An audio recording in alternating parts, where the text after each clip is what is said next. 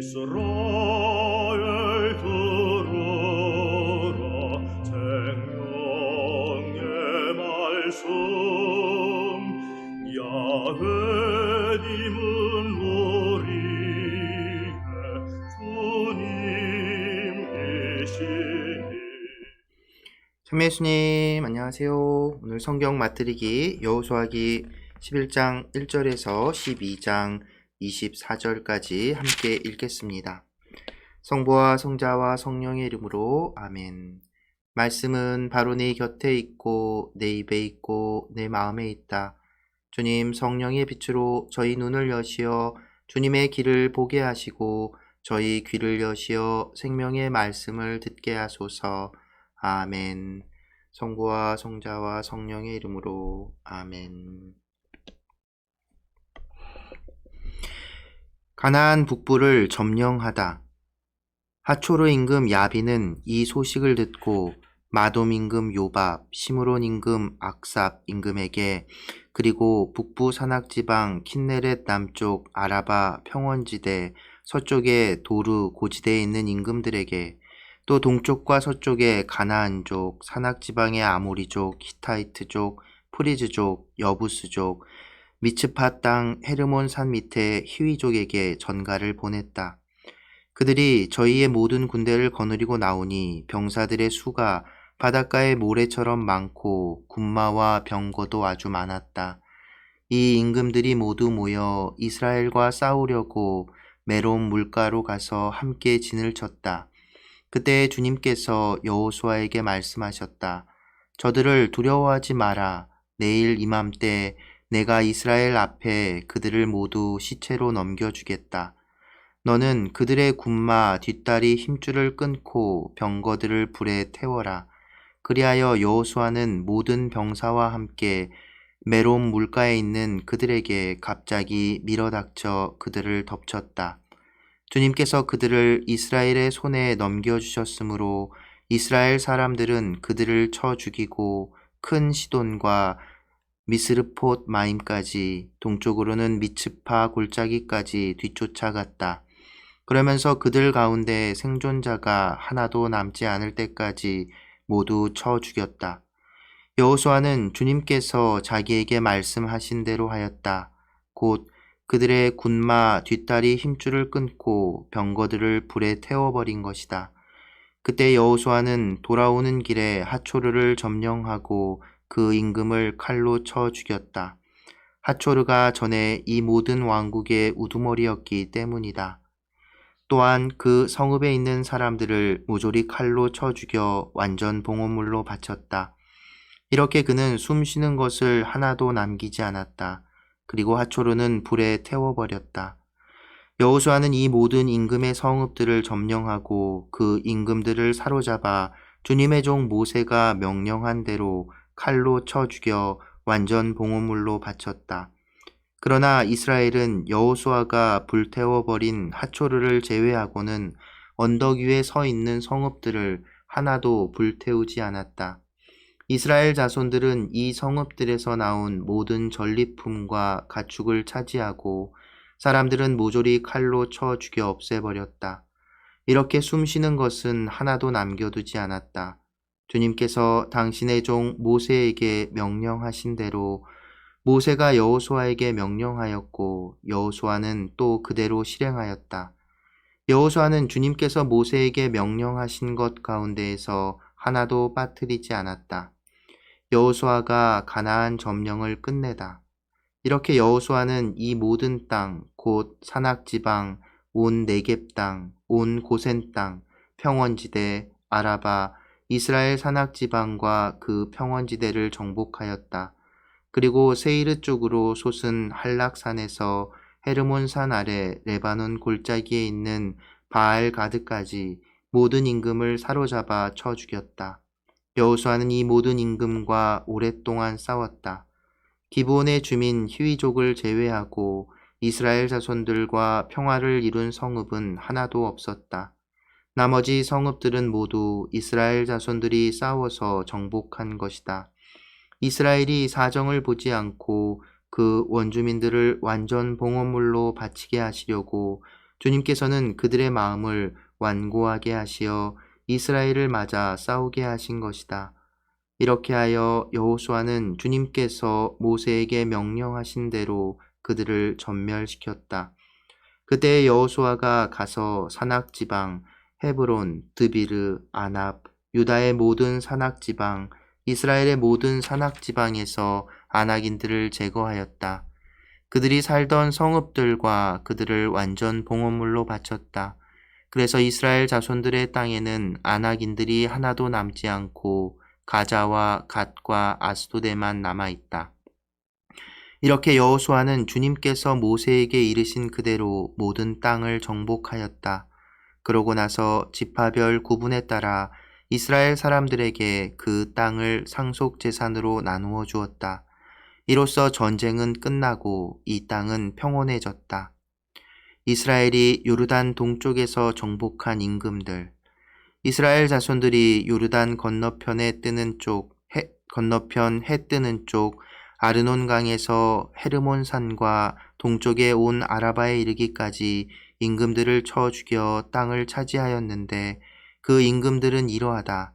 헤스본에 살던 아무리족의 임금 시온은 아르논강가에 있는 아로에르에서 시작하여 그 강 중간에서부터 암몬 자손들의 경계인 얍복강까지 길앗의 절반을 다스렸다.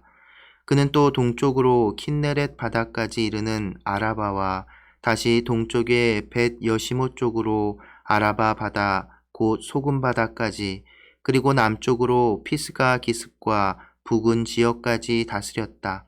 라파인들 가운데 마지막으로 남은 사람인 바산 임금 옥은 아스타롯과 에드레이에서 살았다. 그는 헤르몬산 살카, 그수르족과 마아카족의 경계까지 이르는 온 바산, 헤스본 임금 시온의 경계까지 이르는 길앗의 절반을 다스렸다. 이들을 주님의 종 모세와 이스라엘 자손들이 쳐 죽였다. 그런 다음에 주님의 종 모세는 그 땅을 루벤인들과 가드인들 그리고 므낫세 반쪽 지파에게 소유로 나누어 주었다. 이스라엘이 가나안에서 정복한 임금들. 여호수아와 이스라엘 자손들이 요르단 건너편 서쪽 레바논 골짜기에 있는 바알 가드에서 세이르 쪽으로 솟은 한락산에 이르기까지 그 땅의 임금들을 쳐 죽였는데 그 임금들은 이러하다. 여호수아가 지파별 구분에 따라 그 땅을 이스라엘 지파들에게 소유지로 나누어 주었는데 산악지방, 평원지대, 아라바, 비탈지대, 광야, 네겝으로서 히타이트족, 아모리족, 가나안족, 프리즈족, 히위족, 여부스족의 땅이다.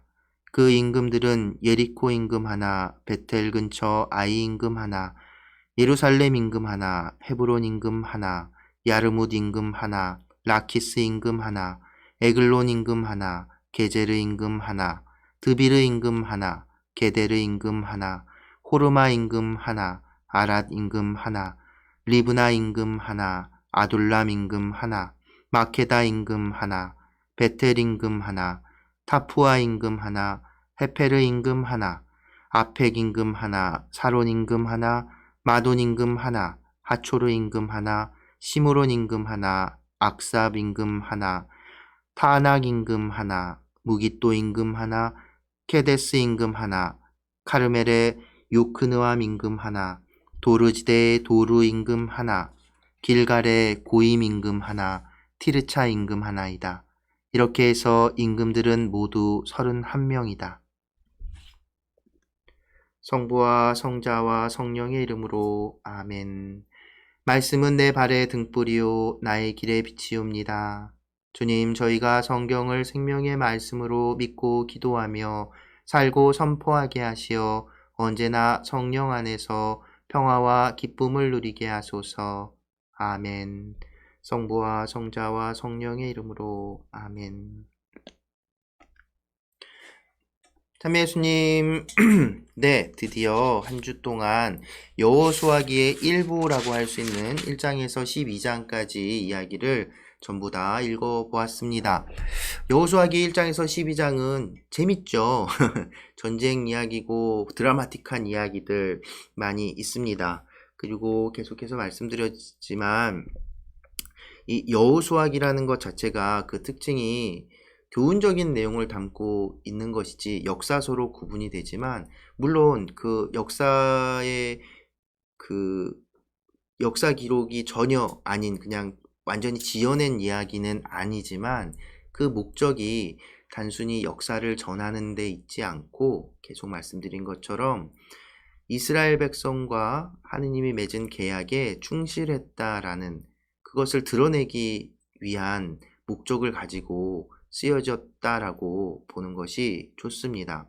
그러니까 모세오경은 하느님과 이스라엘 백성이 계약을 맺은 것이 그 중심이지요.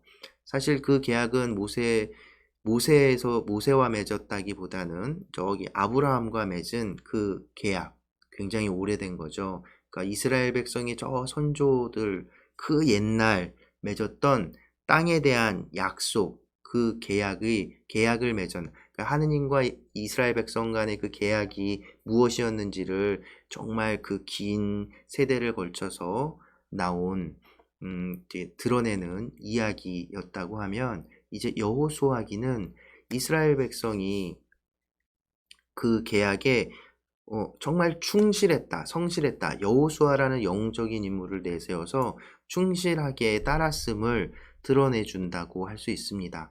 그래서 여호수아기 이제 다음 주부터 읽게 된 13장부터는 이제 또 좀 지루한 내용이 돼요. 여태까지 나왔던 이야기, 지금까지 나왔던 게 어떤 이야기 같았다면, 뒤에는 이제 다시 또 목록이 나오거든요. 그러니까 이스라엘이 각 지파별로 차지한 땅들, 어느 지파는 뭐 어디 무슨 땅을 차지하고 어느 지파는 어느 땅을 차지하고, 이런 것들 이야기가 쭉 이어질 겁니다. 그런데 그 땅에 대한 이야기가 다음 주에도 이제 계속 언급하겠지만 굉장히 중요한 것이죠. 그래서 여호수아기 1부에서는 여호수아라는 이 영적 인물, 하느님 말씀에 정말 칼같이 그 따랐던 영적 인물을 내세워서 이스라엘 백성이 그 하나님의 계약에 충실하고 율법에 충실했음을 드러내 보여주는 거죠. 그리고 나서 그 결과로서 하나님이 약속하셨던 약속의 땅, 계약으로 약속하셨던 그 땅을 차지하고 이제 분배받게 됐다는 이야기. 이게 이제 여호수아기부터 열왕기까지 이어지는 신명기의 역사서, 신명기의 정신, 한 분이신 하느님을 섬기고 사랑하라는 그 정신에 따른 그 역사 서술의 첫 장인 거죠. 그런데 이제 앞으로 살펴보겠지만, 그러면 계속해서 여호수아기에서 언급한 것처럼 하느님 말씀에 온전히 충실했는가? 라고 물어본다면 그 답은 아니라는 거죠. 그래서 사실은 어쩌면 여호수아기에 이런, 특히 오늘 이야기에서도 가나안 북부를 점령한 이야기는 좀 더 간단하게, 사실은 어제 읽었던 남부에 점령한 이야기 내용과 구조 틀이 똑같죠. 그러니까 땅을 차지하고 전쟁에서 이긴 것이 이 이야기의 주인공이 아니라는 겁니다. 특히나 이런 내용이 나오는데요. 11장에 보면 그 9절, 여호수아는 주님께서 자기에게 말씀하신 대로 하였다. 곧 그들의 군마 뒷다리 힘줄을 끊고 병거들을 불에 태워버린 것이다. 하느님께서 이제 말 뒷다리를 끊어버리고 병거를 부셔버리라고 했는데, 이 당시에 말과 병거, 그러니까 전차죠.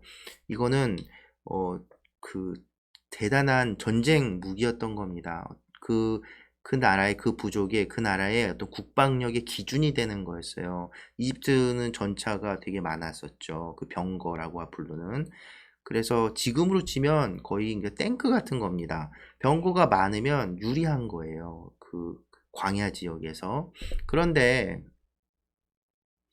그것들, 더구나 말은 또 심줄을 끊고 병거를 부숴버리라는 하느님의 말씀, 그리고 또 그 말씀을 충실히 따랐다는 것, 이것은 뭐냐면 인간적인 능력과 그 힘, 이것에 의해서 가나안 땅이 정복된 것이 아니고, 그 가나안 땅을 받은 것이 아니라 오직 하느님께 의지하고 하느님의 능력, 하느님의 약속 때문에 그 가나안 땅을 이스라엘 백성이 차지하게 됐음을 드러내 보여주는 하나의 그 작은 이야기라고 볼 수 있습니다. 예시라고 볼 수 있지요. 왜냐하면 상식적으로 생각해 보면 말이 안 되거든요. 말과 병거를 그렇게, 왜냐하면 전쟁에서 이겨서 전리품으로 획득하면 그만큼 더 힘이 세지는 것이기 때문에. 그런데 그런 것에 의존하지 않았다라고 하는 것이죠. 그리고 계속해서 완전봉헌에 대한 이야기가 언급이 되죠. 이제 또 한편으로 생각해 보면 완전봉헌에 대해서 여호수아기에서 이렇게 강조하고 그것이 실제로 이루어졌다라고 얘기를 하는 이유가 뭐겠습니까? 현실에서는 그러지 못했던 거예요. 그리고 앞으로 읽게 될 이 신명기의 역사서, 판관기, 여호수아기부터 시작해서 이제 바로 판관기서부터, 그러니까 여호수아기가 여호수아의 죽음으로 끝나고 판관기로 넘어가는데, 바로 여호수아의 죽음, 여호수아가 있을 때까지는 온전히 충실했던 이 이스라엘 백성이 판관기에 들어가면서부터는 이 주변 민족들, 여호수아기에서는 다 쳐 죽인 것처럼 나왔던 그 주변 민족들하고 계속 갈등도 있고 그들에게 빠져서 우상에 빠지고 하는 얘기가 진행된단 말입니다. 그러니까 여호수아기가 우리에게 전달하는 것은 역사적 사실이 아니라 이스라엘이 얼마나 하느님 말씀에, 하느님과의 계약에 충실했는지를 드러내 보여주는 것이죠. 그렇게 했을 때 약속의 땅을 받았다라는, 얻을 수 있었다라고 하는 그 추억이죠. 그리고 이 여호수아기가 정리가 된, 사실 여호수아가 활동했던 당시에 그 문자나 기록이 이렇게 많이 쉽게 되는 시대는 아니었거든요. 그 후대에 이제 그 기록들이 됐고, 앞서 말씀드린 것처럼 이 기록이 일단은 처음 이런 오경과 이 기록이 처음 기록되었을 것으로 보는 시대는 그 솔로몬 왕 때예요. 이제 성전을 짓고 그 성전에서 그 뭐죠? 풍요로운 이제 왕국, 다윗 왕국 시대, 솔로몬 때가 가장 풍요로웠다고 하거든요. 그래서 그 솔로몬 왕 때 이 역사 기록이 처음 정리가 돼서 기록이 되고, 이 성경, 그 모세오경이라고 하는 토라라고 하는 것이 기록이 된 것으로 학자들은 이제 연구를 통해서 이야기를 합니다. 그런데 성전이 다 파괴되고 하면서 율법, 토라 두루마리든 그 기록된 것도 같이 잊혀지게 돼요. 그러고 나서 나중에 이제 요시야라는 이제 임금 때 그것이 이제 새로 발견되고, 그래서 이제 그것들을 재건하게 되는 그런 상황들. 그래서 이제 바빌론 유배 시절에 이제 땅을 잃은 백성들에게 그 어떤 희망을 주기 위한 그 메시지로 가득한 것이 바로 이 여호수아기인 거죠.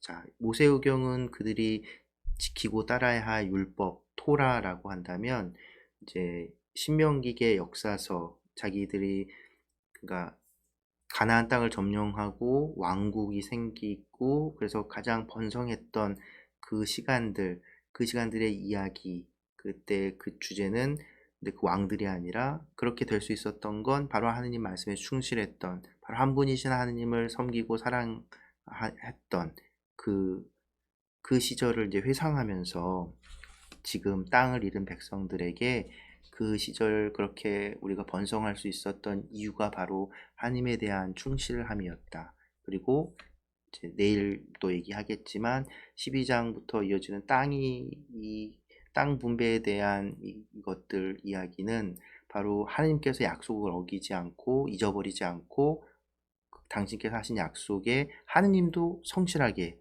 하셨다라는 것, 그것을 보여주기 위한 게 바로 여호수아기라고 말할 수 있습니다.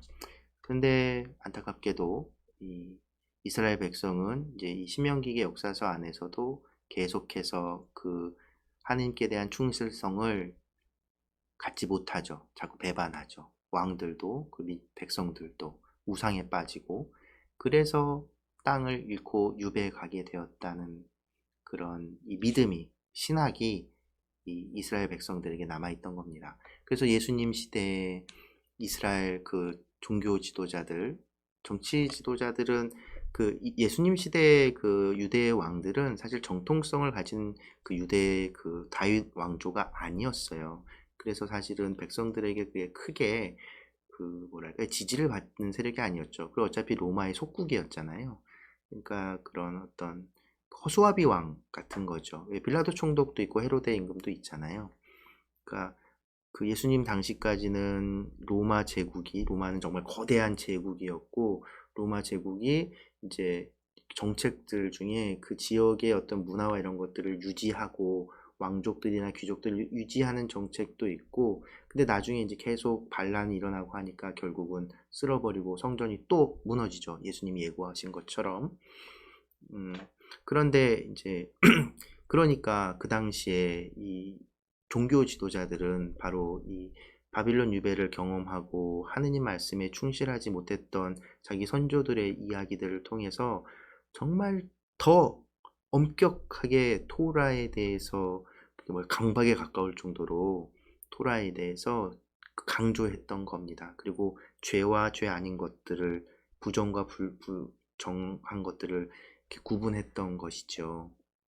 근데 거기에 대고 예수님께서는 그것을, 그 율법을 부정한 것이 아니라 율법이 가진 하나님께서 분명 그 말씀하신 것처럼 하나님께 충실해야 되는 건 맞아요. 그런데 이 유다인들은 이 역사 안에서의 자기들의 어떤 경험들 때문에 그것을 너무나 극명하게 죄 아닌 거, 죄인은 끝, 넌 끝이야, 아웃, 이런 식이었다면, 하느님은 그걸 바라시는 게 아니다 라고 해서 그 틀을 좀 넓혀주신 거예요. 그래서 용서라는 개념이 들어오는 거죠. 하느님은 자비하신 분이다. 하느님 말씀에 따르지 않으면 벌 받는 건 맞는데, 그래도 회개하고 돌아오고 다시 하느님 뜻에 따르면 사실은 이스라엘 백성도 지금 우리가 이제 여호수아기를 통해서 여호수아기를 기록한 저자들이 자기 백성들에게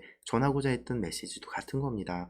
우리가 하느님을 따르지 않아서 지금 유배를 와 있지만, 우리 선조들처럼 여호수아과 함께 가나안 땅을 정복했던 그들처럼 우리가 다시 온전히 하느님께 돌아선다면 우리는 다시 그 땅으로 돌아갈 수 있다라는 메시지를 전하는 거거든요.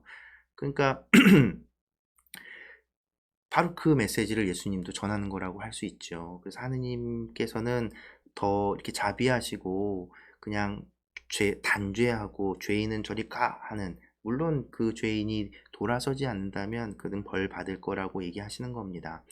그래서 그 폭을 넓혀줬고, 그러니까 이제 이렇게 정말 엄격하게 그 죄인과 죄인 아닌 사람을 구분해야 했던, 더 엄격하게 더 했던 그 바리사이들을 비롯한 이 종교 지도자들, 율법 교사들, 사회 지도층 계층이죠. 이들은 예수님이 탐탁지 않을 수밖에 없었던 거죠. 예, 그래서 아무튼 이제 여호수아기 일부라고 하는 이 내용을 천천히 한번 다 읽어봤고요. 그래서 여호수아기는 여호수아가 주인공이 아니라 바로 하느님과의 계약에 충실했던 이스라엘 백성, 그리고 하느님과의 계약에 충실해야 함을, 그렇게 할 때 승리도 있고 땅도 얻을 수 있고 축복도 하느님께서 모든 것을 이렇게 주신다는 것을 드러내 보여주는 신앙 고백과 같은 이야기라고 할 수 있습니다. 그러니까 또 이제 앞으로 읽으시면서 사실 자세히 보면 그래서 막 부딪히는 내용들이 있어요. 그러니까 이 앞에 12장까지의 내용들에서는 모든 걸 다 여호수아가 다 차지한 것처럼, 전투도 다 이기고 한 것처럼 기록이 돼 있지만, 당장 뒤에 이제 땅 분배 장면에서도 보면 당장 13장에서 점령하지 못한 지역에 대한 이야기도 나오고, 땅 분배한 과정에서도 칼렙에게 땅을 주는 때도 거의 정복된 땅이 아니라 자기한테 가면 자기가 하나님께서 함께 하시면 그 땅을 제가 차지할 수 있을 겁니다 라는 이런 이야기도 나오고, 그래서 여호수아가 혼자서 다 한 것이 아니라 정말 오랜 시간 동안 이 이스라엘 백성이 그 땅에 이렇게 퍼져나가고, 그 판관기라는 그 시기를 통해서 그 긴 시간 동안 그 땅에 있던 원주민들과 정말 갈등과 막 조화를 이루면서 이렇게 살고, 결국에는 이제 왕국이라는 그 당시로는 굉장히 강력한 이제 중앙 집권적 세력을 차지하기까지의 그런 이야기들을 이제 접할 수 있는 것이지요. 그래서 주제는 언제나 그 왕정의 왕국, 열왕기는 이제 그 왕국에 대한 이야기인데 다윗과 솔로몬에 비롯해서, 그런데 그것마저도 주인공은 그 왕정이 아니라 바로 하느님과 계약에 충실했느냐 충실하지 못했느냐, 바로 그 이야기라는 것, 그것을 우리가 생각하면서 이건 왜 말이 안 되는데 이렇게 생각하기보다 그 이야기를 통해서 무엇을 전하는지를 우리가 이 신명기의 역사서 여호수아기부터 열왕기까지를 읽어 나가실 수 있으면 좋겠습니다. 네. 제가 이제 비슷한 얘기를 계속 하고 있는데요. 왜냐면 이 신명기의 역사서를 읽어 나가는데 가장 중요한 핵심이고, 또 사실은 그것이 구약 성경 전체를, 그리고 우리가 신약성서, 복음서와 신약성서 안에서 그 유다인들, 예수님 당시에 유다인들이 가지고 있던 그 신앙과 사고 구조의 가장 중심이 되는 것이 바로 이 신명기의 정신이기 때문에 그렇습니다. 단순하게 얘기하면 상선벌악의 그 개념, 그리고 하나님께 충실함, 그것에 대한 해석이 예수님의 해석과 이제 이 이스라엘 백성 후손들의 해석이 어떻게 달라졌고, 또 그것이 어떻게 이제 우리 그리스도교 안에 심어졌는지, 그래서 우리 구약 성경은 오늘날 우리 그리스도교인들에게도 충분히가 아니고 본래적으로 하느님이 어떤 분이신지를 드러내 보여주는 이야기라는 거죠. 단지 우리와 상관없는 이스라엘 민족의 역사 이야기가 아니라 신앙 고백의 이야기고, 인간과 하느님과의 관계에 대한 이야기고, 좀 더 자세하게 얘기하면 인간이 계속해서 하느님께 충실하지 못했던 그런 어떤 역사 이야기고, 그건 이스라엘 백성뿐만 아니라 오늘날 우리도 여전히 하나님께 충실했다가 또 하나님을 배반하고 떠났다가 이게 반복된다는 거죠. 하나님 나라가 이미 우리에게 왔지만 아직 완성되지 않았음을 이야기하신 예수님의 그 선언은 바로 우리 인간이 어떤 존재인지를 밝혀주는 그 말씀이라고 할 수도 있을 겁니다.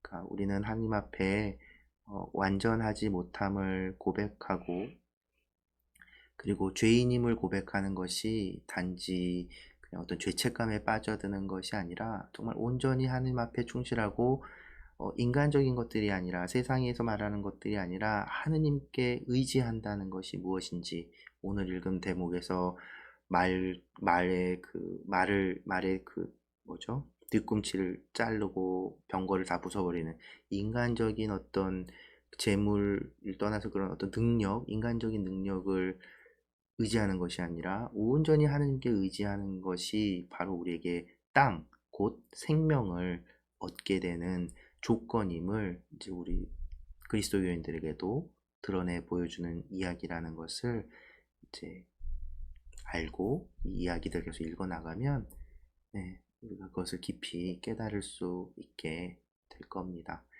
네, 오늘 또 여기까지 하고요. 오늘 또 재밌는 또 제가 성가를 또 들려드릴 텐데, 그러니까 여러분들 우리 한 두 번째로 함께 미사 드리지 못할 때 제가 여기서 여러분들하고 같이 방송으로 미사하면서 제가 우리 광주교구 정경윤 신부님 초대해서 같이 노래를 부탁드린 적이 있어요. 그때 영상이 이제 제 채널에도 아직 남아 있는데, 그래서 그때 그 신부님이 들려준 노래가 나를 찾아서 맞나?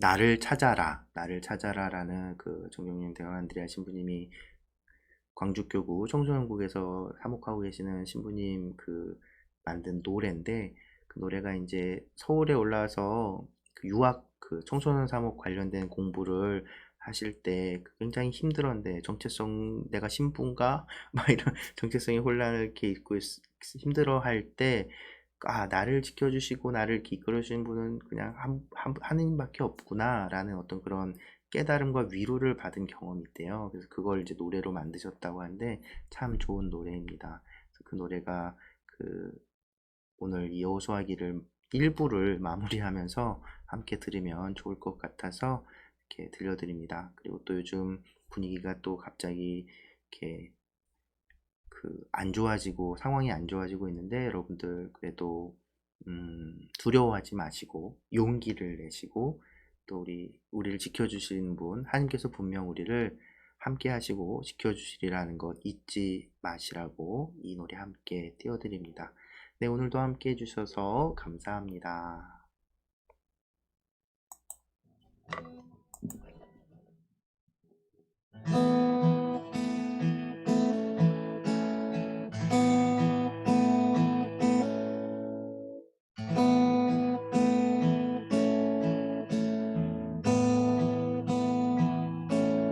나를 찾아라. 너는 내 사랑이니 내가 어떻든 내게 무슨 상관이냐.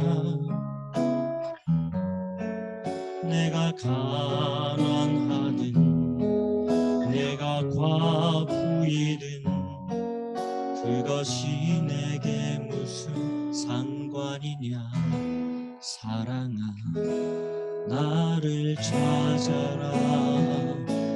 나는 내 사랑이니 내가 뭐라든 내게 행복일 텐데. 내게 하소연하든 내게 간청을 하든 나는 머뭇거리지 않을 거야. 나를 찾아라. 내가 힘이 들 때에 나를 찾아라. 내가 눈물 흘릴 때 왜 바보같이 서서 혼자 울고 있느냐. 바로 내 뒤에 내가 함께 있지 않느냐. 나를 찾아라.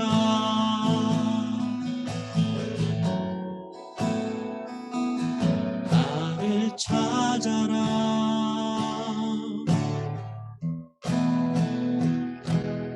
나를 찾아라. 나는 내 사랑이니 내가 뭐라든 내게 행복일 텐데. 내게 하소연하든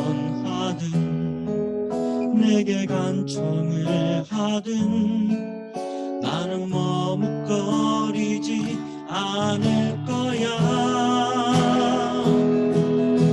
내 사랑아, 나를 찾아라.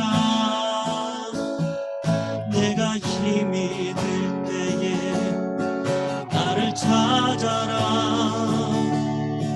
내가 눈물 흘릴 때 왜 바보같이 서서 혼자 울고 있느냐. 바로 내 뒤에 내가 함께 있지 않느냐. 나를 찾아라.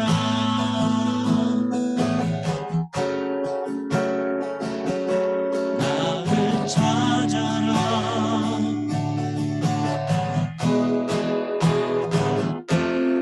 나를 찾아라.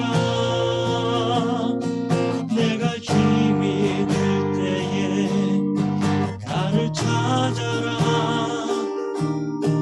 내가 눈물 흘릴 때 왜 바보같이 서서 혼자 울고 있느냐.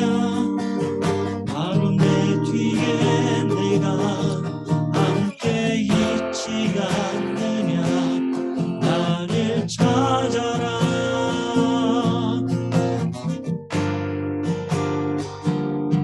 나를 찾아라.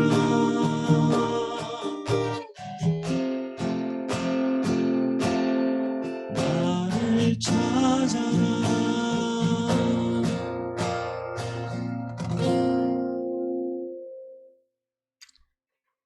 감사합니다. 와.